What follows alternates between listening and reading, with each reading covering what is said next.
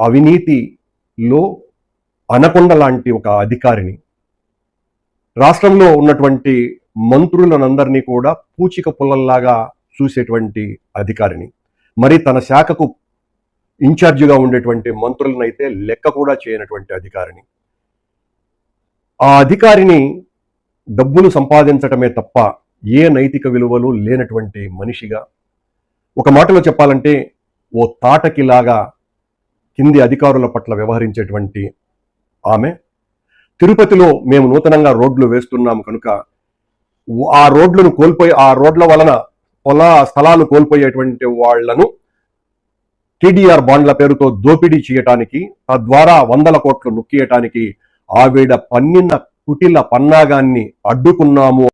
అక్కడ కరుణాకర్ రెడ్డి ఎమ్మెల్యేగా ఉన్నారు, అదే సమయంలో వాళ్ళ కుమారుడు డిప్యూటీ మేయర్ గా ఉన్నారు.